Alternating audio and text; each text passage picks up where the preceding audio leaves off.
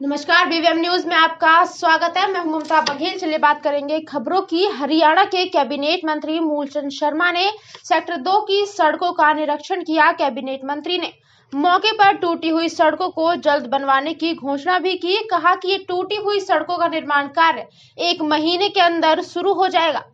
Cabinet मंत्री मूलचंद शर्मा ने sector 2 के हाउसिंग बोर्ड और 160 गज की पॉकेट का दौरा किया। उन्होंने जल्द से जल्द एस्टीमेट बनाकर के सेक्टर 2 हाउसिंग बोर्ड सहित टूटी हुई सड़कों को जल्द ही बनवाने की बात कही है।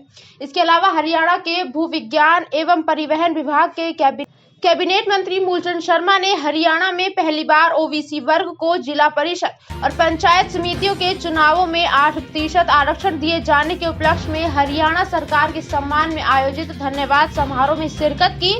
ये कार्यक्रम आदर्श नगर के ऊंचे गांव के सामुदायिक भवन में आयोजित किया गया। इस मौके पर मंत्री मूलचंद शर्मा ने कहा कि सभी कोरोना जैसी महामारी में नियमों का पालन करते हुए अपना और अपने परिवार का बचाव करें। उन्होंने हरियाणा के मुख्यमंत्री मनोहर लाल का ओबीसी समाज को जिला परिषद एवं पंचायत समितियों में चुनाव के लिए आरक्षण देने के मामले में धन्यवाद जताया। सेक्टर 2 के लोगों की बार बार शिकायत है, सड़कों की हालत खराब है, चलने के लायक हालत सड़क नहीं है। और मैंने सारी सड़कों का हाउसिंग बोर्ड की सड़क थी 60 गज के जो 100 गज के प्लॉट है उन सारी सड़कों को देखा है और इनको जो हालत है चलने लायक है नहीं और मेरे साथ इनका कारण है और जल्दी से जल्दी सड़कों को बनाएंगे और जल्दी लोगों तो सीमेंटेड बनाई जाएंगी या तारकोल में इस तरीके और कब तक? नहीं, इनको आरएमसी रोड बनाएंगे। छोटे छोटे मकान है, धुलाई का काम है, रोज पानी गिरता है, इनको आरएमसी कब तक लगभग उम्मीद है सरकार से इसमें? जल्दी। चलिए भी बात करेंगे अगली खबर की। फरीदाबाद की भारत कॉलोनी में ऊंची उड़ान संस्था द्वारा सिलाई सेंटर का शुभारंभ किया गया, जिसमें बतौर मुख्य अतिथि विधायक नरेंद्र गुप्ता पहुंचे। यहां दीप प्रज्वलित कर सिलाई सेंटर की विधिवत शुरुआत की गई। इस मौके पर संस्था के अध्यक्ष सुनीता कैन, भाजपा जिला सचिव किरण सौरत, भाजपा नेता कमल सौरत, जज्जू ठाकुर सहित अनेक गणमान्य लोग मौजूद रहे। इस मौके पर विधायक नरेंद्र गुप्ता ने ऊंची उड़ान संस्था की समस्त टीम को इस पहल के लिए बधाई भी दी। वहीं सामाजिक कार्यकर्ता महिलाओं का कहना था कि सिलाई सेंटर की शुरुआत की गई है, महिलाओं को अधिक से अधिक संख्या में जागरूक होकर लाभ लेना चाहिए। वहीं इस मौके पर विधायक नरेंद्र गुप्ता ने कहा कि महिलाओं को आत्मनिर्भर बनाने के लिए उन्हें समाज में बराबरी का दर्जा देने के लिए खुद अपने पैरों पर खड़ा होने की जरूरत है। ये बहुत ही अच्छी पहल है। क्या नाम है मैम आपका? निशा बोली। निशा जी, किस तरह से आप समाज सेवा से जुड़े हुए हैं, क्या काम किए जा रहे हैं? जॉब प्रोफाइल से ही सोशल वेलफेयर के साथ जुड़ी हूँ सिंस लास्ट 30 इयर्स। लेकिन यहाँ पे जब से मैं फरीदाबाद आई हूँ और मैंने सुनीता जी को प्रैक्टिकली ग्रास रूट लेवल पे वर्क करते हुए देखा है, so I thought of joining her because of her labour, what she is doing practically with the orphan children और जितने भी बेगर्स हैं वगैरह, और इनकी जो एजुकेशन इंस्टीट्यूशन भी ये चला रहे।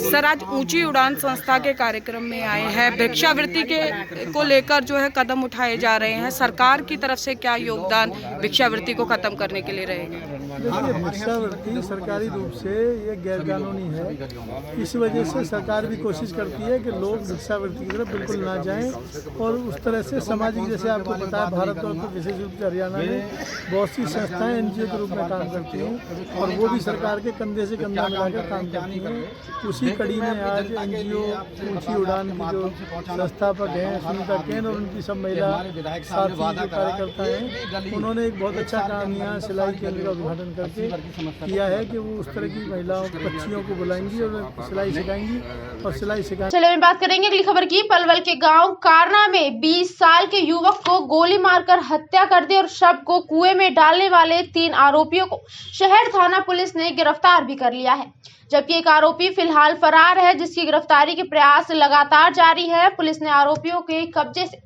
हत्या में प्रयोग हथियार और मृतक के जूते बरामद कर आगे की कार्यवाही शुरू की है। पलवल शहर थाना प्रभारी अनूप कुमार ने बताया कि उन्हें मुखबिर से खास सूचना मिली थी कि गांव कारना निवासी प्रवीण की गोली मारकर हत्या करने वाले 3 आरोपी के एमपी पुल के नीचे मौजूद है, जो कि कहीं बाहर जाने की फिराक में है। सूचना मिलते ही हथीन गेट चौकी इंचार्ज एएसआई टेक सिंह के नेतृत्व में टीम गठित कर मौके पर दबिश दी गई और तीनों आरोपियों पर काबू कर लिया गया। पूछताछ में आरोपियों ने अपना नाम करमवीर, अमित व उमेश निवासी गांव कारना बताया है। गहन पूछताछ के लिए आरोपियों को अदालत में पेश कर 1 दिन पुलिस रिमांड पर लिया गया है। हत्या में है जी एक तो करमवीर, अमित, उमेश और मुनेश, ये सभी गांव कारना के रहने वाले हैं। अपने लगे वहाँ पे खंबे पे लिखा हुआ था कि जाट समाज, उसका क्या तात्पर्य था? उसका जो मुख्य आरोपी है उसने जो है ना ये पोस्टर लगाया था, और उधर वो जाटों का गांव है ककराली, उसका ही वो सीम पड़ती है, तो इसने जो है ना गुमराह करने की वजह से ये पोस्टर लगाया था जाट समाज के नाम से। ये पूरे जाट क्या लगाया था समाज करने का मकसद क्या पोस्टर में क्या लिखा था? दंगा करवाया जाए इस पे। इन्होंने ये जाटों का गांव है तो सोचा जाटों की सीम है गुर्जरों का, जाटों का जी, तो कहीं जाट और गुर्जरों की झगड़ा करवाने की मंशा तो नहीं थी इनकी? ये हो सकता है ऐसा, पर वो ये कह रहा है मैं जाटों के एरिया की वजह से लगा दिया, कोई जाट वो है जमीन वगैरह है। क्या लगाया था सर?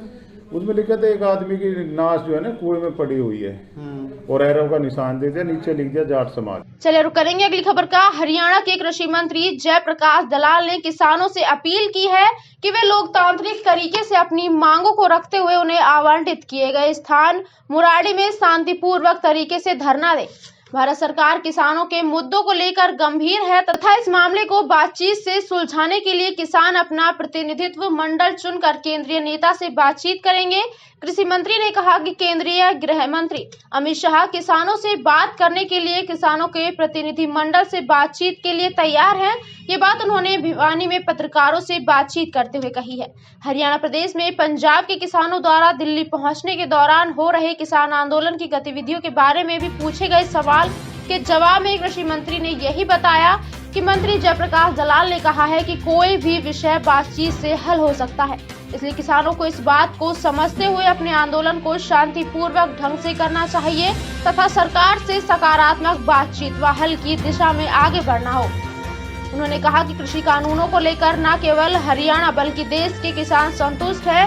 इसी के चलते हाल ही में हुए बिहार व अन्य राज्यों के उपचुनाव में भारतीय जनता पार्टी की जीत हुई है। उनको रोका गया, जेलों में डाला गया, उनको रास्ते रोके गए, क्या कहेंगे इस पूरे मुद्दे?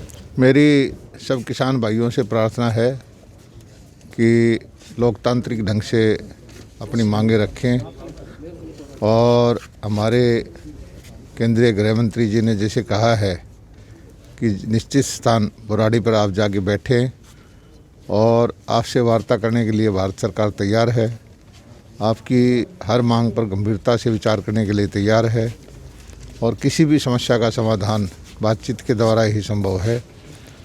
आप जहां भी हैं इकट्ठे होकर और अपना प्रतिनिधि मंडल चुनकर केंद्रीय नेताओं से बातचीत करें।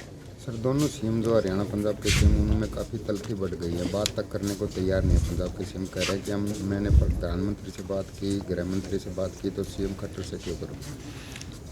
ये अहम है।